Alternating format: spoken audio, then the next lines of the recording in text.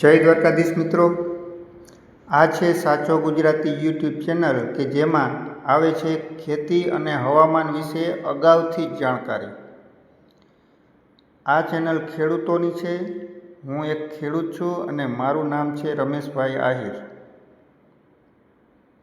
મિત્રો, પહેલાં એક વાતની ચોખવટ કરી દઉં કે હું કોઈ આગાહીકાર નથી.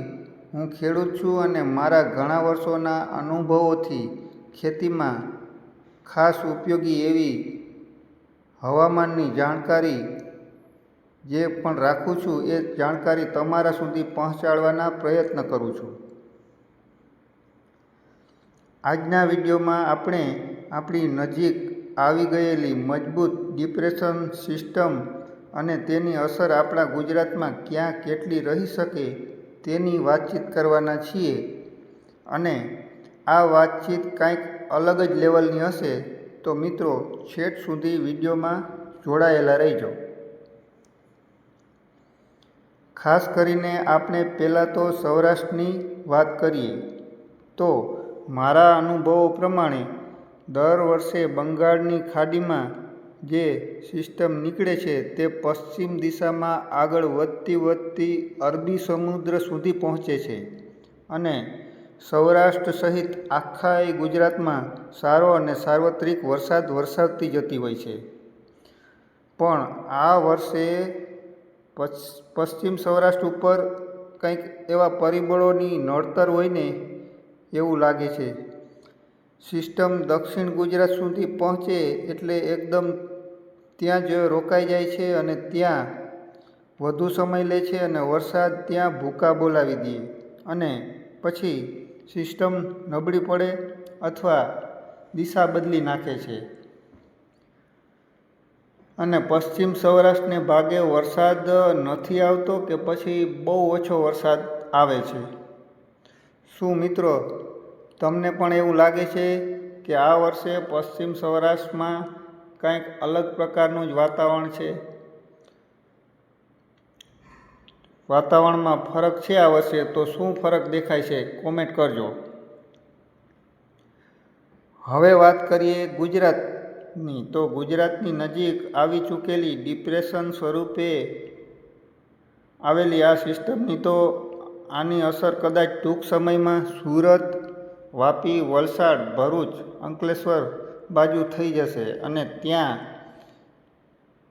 31 તારીખથી જ ભારે વરસાદ પડી શકે છે અને સાથે સાથે અમદાવાદ, વડોદરા, ગાંધીનગર, વિરમગામ, મહેસાણા, સાબરકાંઠા, બનાસકાંઠા, પાટણ, વાવ, થરાદ જેવા વિસ્તારોમાં પણ ભારે વરસાદ પડવાની શક્યતા છે.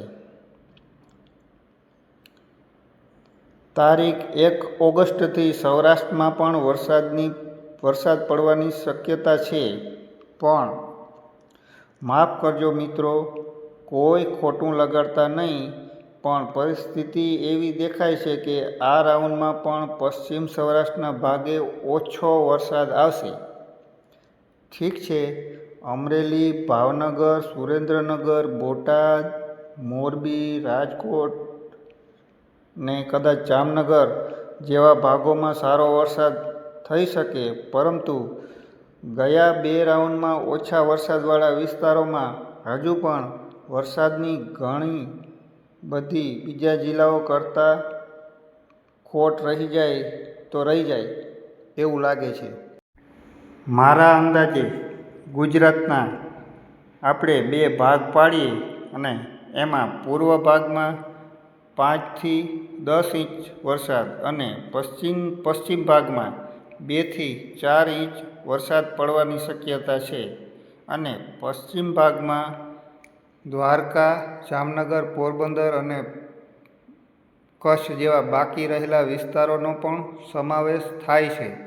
માટે બાકી રહેલા વિસ્તારોને પણ આ રાઉન્ડમાં એટલે કે 1 ઓગસ્ટથી વરસાદની શક્યતા છે.